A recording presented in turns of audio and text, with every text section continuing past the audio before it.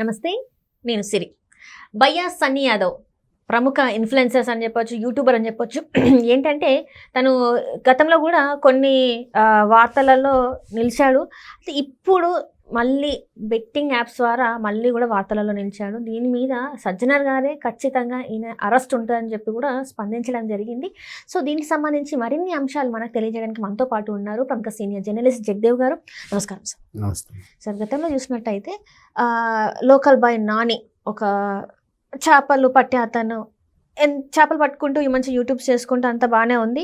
కాకపోతే మధ్యలో వీళ్ళు ఏంటంటే బెట్టింగ్ యాప్స్ని ప్రమోట్ చేస్తూ కొంచెం అంటే డబ్బు ఇంకొంచెం వస్తుంది కదన్న ఒక ఆశకి వెళ్ళి ఇలాంటి వాటికి అంటే ఊహ తెలియకుండా, తెలిసి కాదు ఊహ తెలియకుండా చేసిన ఒక పరిణామాలు ఇప్పుడు వాళ్ళకి అరెస్ట్ వరకు వెళ్తుంది. లోకల్ బాయ్ నాని ఎవరైతే ఉన్నారో ఆయనను అరెస్ట్ చేస్తా అన్నారు. మరి ఏమైంది అనేది తెలియదు. ఇప్పుడు మాత్రం భయ్యా సన్నీ యాదవ్ మాత్రం అరెస్ట్ ఖచ్చితం అని చెప్పేసి అయితే వార్తలు వస్తున్నాయి. మరి ఏంటి సార్, ఎలా ఉండబోతుంది? అంటే ఇప్పుడు వ్లాగర్స్ యాక్చువల్గా ముందు బ్లాగ్ ఉండేది, వ్లాగర్ అన్నారు, రకరకాల తర్వాత ఇన్ఫ్లుయెన్స్ అయ్యారు, ఏదో అయ్యారు. సో వీళ్ళు ఏంటంటే మీరు అన్నట్టు అల్టిమేట్గా ఎవరైనా సరే మనీ సంపాదన కోసమే ఏ రంగంలో కానీ దిగుతారు. ఇప్పుడు సినిమాల్లో కూడా ఎట్లా ఉంటుందంటమ్మా, సార్ ఒక్క ఛాన్స్ అని. ఎందుకు ఒక్క ఛాన్స్ సార్, ఫ్రీగా చేస్తాను సార్, తర్వాత కంటిన్యూగా ఫ్రీగా చేస్తారేమో చూడండి. అంటే ఎంత ఇమేజ్, ఎంత మంచి నటుడు అనిపించుకుంటే అంత కాల్ షీట్స్, ఆ రేటు, ఆ డిమాండ్, పర్ డేకి ఎంత కాల్ షీట్ అని పెట్టుకోవడం, తద్వారా సంపాదించుకొని కొంత ఇమేజ్ ఉన్నంత వరకు సంపాదించి తర్వాత డ్రాప్. ఎవరైనా అల్టిమేట్ డబ్బే. నాకు ప్యాషన్ అండి సినిమాలో చేయాలని చాలా చెప్తారు. అవన్నీ కూడా పైసా ఇవ్వమంటే రమ్మనండి, ఎంతమంది ఇండస్ట్రీలోకి వస్తారు చూస్తారు కదా. Simple logic. అంటే అలాగని తప్పు పట్టే ఉద్దేశం కాదు. సో ఇక్కడ కూడా ముందు ఇలా అయిన తర్వాత ఎప్పుడైతే ఇన్కమ్ జనరేట్ అయ్యిందో మనిషికి ఆశకి అంత ఉండదు. సో తద్వారా చాలామంది ఈ ఇన్ఫ్లుయెన్స్కి వాళ్ళకి కూడా యాప్స్ వస్తుంటాయి. ఎలాంటి యాప్స్? ఇప్పుడు ఫర్ ఎగ్జాంపుల్ ఒక ఎడ్యుకేషన్ యాప్ ఉంది. ఆ ఎడ్యుకేషన్ ఇది డౌన్లోడ్ చేసుకోండి. మీకు కావాల్సిన ప్రాబ్లమేటిక్ ఇంటర్ విద్యార్థులకు, అలాగే 10th క్లాస్ విద్యార్థులకు మీకు నచ్చిన లెక్క ఇందులో చూసుకోవచ్చు. మీరు టైప్ చేస్తే చాలా లెక్క ఎక్స్ప్లెనేషన్తో పాటు వస్తుంది. ఒక డాక్టర్స్ యాప్ ఉంది. మీరు పలానా డిసీజ్ వచ్చినప్పుడు దాన్ని ఎలా ట్రీట్మెంట్, దానికి మందులే వాడాలి, అట్లాంటి ఇప్పుడు కొన్ని ల్యాక్స్లో ఉన్న యాప్స్, ల్యాక్స్లో. సో పనిగా బెట్టింగ్లు వస్తున్నాయి. ఇక్కడ మేబీ ఇన్ఫ్లుయెన్స్కి స్టార్టింగ్లో తెలియకపోయి ఉండొచ్చు. ఎందుకు? ఏముంది, ఇప్పుడు రేస్ గురం ఉంది, రేసెస్ ఉన్నాయి. రేసు ఒక స్టేట్లో నేరం కాదు, ఇంకో స్టేట్లో నేరం. తెలుసా మీకు విషయం? ఈవెన్ యారెక్ కూడా, మద్యం కూడా ఒక స్టేట్లో తప్పు లేదు, ఒక స్టేట్లో తప్పు. ఇంకా వ్యభిచారం అంటారా, కొన్ని దేశాల్లో లీగల్. అలాగా ఇక్కడ కొన్ని ఉండేసరికి సరే మొదట్లో సజ్జనార్ గారు కూడా కొన్నిసార్లు మీరు అన్నట్టు నానికి క్లాస్ స్పీకర్ వార్నింగ్ ఇచ్చారు. ఈవెన్ ఫోన్ చేసి మరి మాట్లాడారు అప్పట్లో. సరే అని ఆయన అప్పుడు తెలియక, ఎందుకంటే ఇట్లా చేయడం వల్ల ఇప్పుడు చాలా యాప్స్ ఉన్నాయి కదమ్మా, బెట్టింగ్ యాప్స్ అని. ఇప్పుడు ఐపీఎల్ ఉందమ్మా, ఐపీఎల్ మీద ఎన్ని బెట్టింగ్లు నడుస్తున్నాయి తెలుసా? దానికి యాప్లు లేవు, వాట్సాప్ గ్రూపుల ద్వారా నడిపించే వాళ్ళు కూడా ఉన్నారు బెట్టింగ్ యాప్లకి. సో అట్లాంటి నేపథ్యంలో ఇవి కూడా ఏముంది, ఇప్పుడు సిగరెట్ ఉందమ్మా, cigarette smoking is injurious to health అని ఉంటుంది. మరి తప్పు కదా, ప్రభుత్వం ఎందుకు పర్మిషన్ ఇస్తుంది? ఆడికి బిజినెస్ చేసుకోమని పర్మిషన్ ఇచ్చింది ప్రభుత్వమే, అది తాగొద్దురా పోతారని దాన్ని రాసింది కూడా ప్రభుత్వమే. అసలు అది బయటికి రాకుండా ఉండేలాగా చేయొచ్చు కదా. ఇలాంటి లాజిక్ల మీదే మీరు ఇప్పుడు ఏదైతే ప్రశ్నించారో ఇలాంటి లాజిక్ మీద ఇన్ఫ్లుయెన్సర్ మాట్లాడతారు. సరే ఏం కాదులే చేద్దాం, ఎవడిష్టం వాడు ఇందులో కూరుకున్నాడు డబ్బున్నాడు ఎంజాయ్ చేస్తాడు, లేకపోతే ఎవడు తీసుకోవట్లే, మనకైతే పైసలు వస్తున్నాయి కదా నేను చెప్పడం వల్ల అని చేస్తారు. ఇక్కడ కానీ మోస్ట్ ఆఫ్ ద పీపుల్ డబ్బున్న వాళ్ళు డబ్బులు పెట్టి ఇక్కడ ఆడాల్సిన అవసరం లేదు కదా, వాళ్ళకి లైవ్ లోనే ఆడుకుంటారు, ఫోన్ లో ఆడాల్సిన అవసరం లేదు కదా. కానీ మిడిల్ క్లాస్ వాళ్ళు డబ్బు మీద ఆశతోని ఈ యాప్లలో డబ్బులు పెట్టి ఏదో కొంత వస్తుంది అని చెప్పేసి వీళ్ళు పెడుతున్నారు. 10 రూపాయలు 100 రూపాయలు వస్తుందని, అరే పోతే 1000 కానీ వస్తే 10,000 రా, రేపిట్రా, ఇట్లా ఉంటాయి అన్నమాట.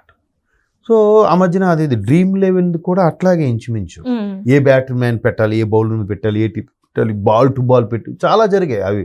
మరి ఇప్పుడు ఉందో లేదు తెలియదు. డ్రీమ్11 కూడా ఆ మధ్యన తెగ చాలా మంది పెట్టేవారు డబ్బులు. సో అట్లాగా కొన్ని యాప్లకి వాళ్ళు తెలియకుండా పెట్టారు. అయితే మీరు అన్నట్టు లోకల్ నానికి ఎప్పుడైతే ఇదే సిపి కమిషనర్గా ఇప్పుడు కమిషనర్గా ఉన్న సజ్జనార్ గారు క్లాస్ స్పీకర్ అంత అయిన తర్వాత కూడా మళ్ళీ ఆల్రెడీ ఒకటి చెప్పారంటే అది తప్పు ఇలాంటివి చేయడం వల్ల. ఎందుకంటే ఈ మధ్యకాలంలో మీరు ఫోన్ చేయండి ఎవరికైనా, ఏమొస్తుంది? ఇట్లా ఉన్నారు మోసగాళ్ళు, మోసపోకండి, పలానా కాల్స్ ఉంటాయి, సైబర్ క్రైమ్ సంబంధించి యాప్స్ ఇలాగ ఉన్నాయి, కాల్స్ ఇలాగ ఉన్నాయి, వీళ్ళు ఇలా చేస్తున్నారు, అలా చేస్తున్నారు రకరకాలుగా. ఈ మధ్యకాలం కొత్తగా ఏంటంటే, ఏమండి మీ క్రెడిట్ కార్డు మీద ఒకడు గీకుతున్నాడు, ఇది మీరేనా కాదా, ఈ నెంబరా కాదా చెప్పండి, మాకు వచ్చింది, ఎవడో ఫ్రాడ్ లాగా ఉందని చెప్తాడు. వీడే ఫ్రాడ్.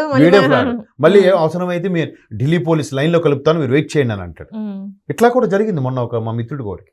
అంటే ఇట్లా రకరకాల క్రైమ్స్ కొత్త పుంతలు తొక్కుతున్నాయి. సో అందుకు సజ్జనార్ గారు దీనిపై సెమినార్లు నిర్వహించడం, క్లాస్ పీకడం జరుగుతుంది. మీరు అన్నట్టు లోకల్ నాడికి కూడా హెచ్చరించి మరీ వదిలేశారు. మళ్ళీ ఇంకో జ్ఞానం అవ్వాలిగా, ఆయనకి రావాలిగా. అరే ఆల్రెడీ సార్ చెప్పాడు, సజ్జనార్ సారు ఇక్కడ ఏదైతే మళ్ళీ తేడా అయితే తొక్క తీసేస్తాడు అని తెలిసినా కూడా మళ్ళీ నాకు పైసలు వస్తున్నాయి, ఏం కాదులే, మహా అయితే అరెస్ట్ అవుతాం, 2 రోజుల తర్వాత 4 రోజులు 5 రోజులు బెయిల్ మీద వచ్చేస్తాం అనుకుని చేశాడా, లేదంటే నాకు తెలియదండి అని చెప్పి చేశాడో తెలియదంటే పోలీసులు నమ్మేస్తాయి. ఎలా నువ్వు ఒక సోషల్ మీడియాలో ఇన్ఫ్లుయెన్స్గా ఉండి నువ్వు 4 విషయాలు నీకు తెలియకుండా అంటే నేను ఎలా నమ్ముతా? డిపార్ట్మెంట్ వాడు వాదన ఇదే కదా. సో ఆల్రెడీ ఎఫ్ఐఆర్ బుక్ చేశారని ఇందాక ఇక్కడ యాప్ న్యూస్లో ఎక్కడో చూశాను. అదే ఇప్పుడు ఫస్ట్ వాడికి అలా జరిగింది, తప్పు రాని క్లాస్ పీకారు, నువ్వు మళ్ళీ అలాగే వెళ్తారంటే ఎలాగా? ఇప్పుడు రాంగ్ రూట్లో ఒకటి వెళ్తున్నాడు, పోలీస్ అని పట్టుకున్నాడు, ఫైన్ రాస్తున్నాడు, అడే అమ్మ వాళ్ళు పట్టుకున్నారా అని చెప్పి ఈడు ఆగాలి కదా. ఈడు కూడా మళ్ళీ అదే రాంగ్ రూట్లో వెళ్ళి నాకు తెలియదు సార్, ఇక్కడ ఎక్కడ బోర్డు లేదు సార్, ఇక్కడ రాంగ్ రూట్ అని, అందుకే వచ్చేసానంటే ఎలాగా? కరెక్ట్ కాదు కదా. సో అట్లాంటి సందర్భాల్లో వీళ్ళకి చేయడం మా అల్టిమేట్గా మనీ, ఇన్ఫ్లుయెన్స్, ఇవాళ రేపు నేము ఫేమ్ సంపాదించుకునేది కూడా నేను దగ్గర ఫస్ట్లో ఎగ్జాంపుల్ చెప్పాను, సినిమాలో కూడా ఒక్క ఛాన్స్ అని వెళ్తారు, తర్వాత ఏమవుద్ది, నేము ఫేమ్ వస్తుంది, ఇన్కమ్ పెంచుతారు, డైలీ కాల్ షీట్ రేట్ పెంచుతారు, ఇంకా అదైతే యాడ్స్ రెవెన్యూ వస్తుంది, యాడ్స్ ద్వారా అప్పుడు ఏం వేస్తారు?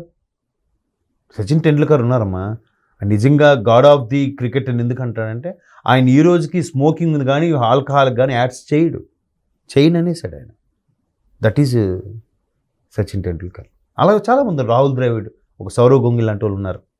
మళ్ళీ ధోని గారు చేశారు. అక్కడ వాళ్ళకేంటి ఎంత సంపాదించుకున్న ఎథిక్స్ ఉన్నాయి. ధోని గారికి అదేం లేదు, వస్తున్నాయి, దాంట్లో తప్పేముంది, యాడ్స్ కాకుండా ఆయన చేశాడు. ఆయన చాలామంది చేశారు, చాలామంది ఎగ్జాంపుల్ చెప్తున్నాను. సో ఎవరు విజ్ఞత వాళ్ళది అక్కడ.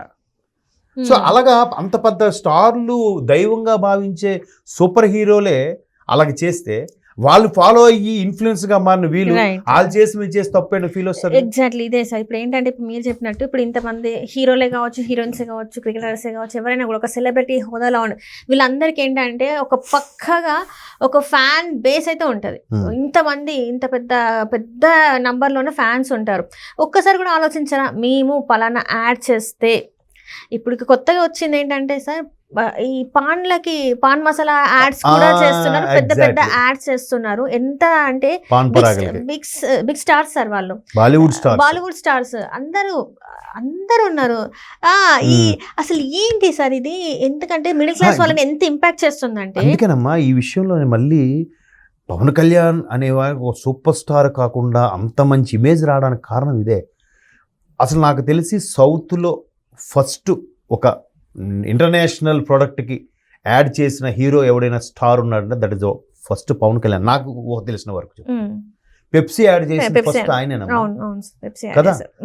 అటువంటి వ్యక్తి పెప్సీలో కొన్ని రకాల పెస్టిసైడ్స్, పురుగు మందులు కలుపుతున్నారు, ఇంత పర్సంటేజ్ ఉంది, కంటెంట్ ఉంది అని తెలిస్తే 2 ఏళ్లకో 3 ఏళ్లకో ఉన్న అగ్రిమెంట్ కూడా 4 నెలల తర్వాత 5 నెలల తర్వాత క్యాన్సిల్ చేసుకున్నాడు, అమౌంట్ రిటర్న్ ఇచ్చేసారు. అమితాబ్ బచ్చన్ గారు కూడా సేమ్ అదే పాలసీని చేశారు, తెలియకుండా చేసేసి ఆ తర్వాత అది చేశాడు ఆయన. కానీ ఫస్ట్ అది that credit goes to deputy CM Pawan Kalyan garu. మనం చెప్పుకొని తీరాలి. ఎవడమ్మా వద్దు అనుకుంటాడు పైసలు? అన్ని వేల కోట్లు సంపాదించిన ధోని గారే అలాంటి యాడ్లు చేస్తే పవన్ కళ్యాణ్ లాంటి అప్పుడు ఏముంది, ఒక నార్మల్ ఒక లోకల్ ఏరియా లాంగ్వేజ్, ఒక దాన్ని ఏమంటారు, ఒక తెలుగు లాంగ్వేజ్కి ఉన్న హీరో, సూపర్ స్టార్, అంతే. అది ఎంత గొప్ప విషయం. తర్వాత ఏది చేయలేదు ఆయన. ఇప్పుడు సోకాల్డ్ పేర్లు అనవసరం, మళ్ళీ ఫీల్ వస్తుందేమో కానీ ఎంతమంది స్టార్లు కొన్ని చేస్తున్నారు యాడ్లు, అందులో సగంకు పైగా ఫస్ట్ పవన్ కళ్యాణ్ డోర్ తట్టినవేనంట. నేను చేయనండి, నన్ను చూసి దాని ఇన్ఫ్లుయెన్స్ అయ్యి కొంతమంది ఎడిక్ట్ అయితే ఇది నాకు వస్తుంది, నేను చేయను అనేసాడంట. That is Pawan Kalyan. అది చాలామంది చెప్పేది ఏంటంటే నిజంగా ఆయన యాడ్స్ సినిమాలు చేసుకుంటే రాజకీయాల్లో కన్నా 3 ఇంతలు సంపాదిస్తాడు, 3 ఇంతలు. ఆయనకి అది లేదు. ఈ ఒక్క విషయంలో మాత్రం మనం కొంచెం ఆ దృక్కోణంలో ఆలోచించాలి. సో ఓకే, మన టాపిక్ ఒకటి వెళ్తుందేమో కానీ, సో మొత్తం మీద అంత పెద్ద పెద్ద సూపర్ స్టార్స్ మీరంటే బాలీవుడ్ స్టార్స్ ఇలాగ అనుకోని చేస్తున్నా లేనిది పాన్ పరాగ్ తినంటారా, దాంట్లో అది ఉంది ఇది ఉంది అంటున్నాడు. మొన్న దాని మీద కూడా కేసు వచ్చింది తెలుసా, దాంట్లో కుంకుమ ఏం లేదంట, ఉట్టి ట్రాష్, జనాలను మభ్య పెట్టడానికే, అసలే ఇంకేవో వాడుతున్నారని. సో అది ఎవరి విజ్ఞత వాళ్ళది, ఎవరు మానవతా దృక్పథం వాళ్ళది. కాబట్టి మరి అంత పెద్ద పెద్ద వాళ్ళే మేధావులే అలాంటి యాడ్స్ చేస్తున్నా లేని ఈ చిన్న ఇన్ఫ్లుయెన్స్ చేస్తే తప్పేంటి అని ఉండొచ్చు.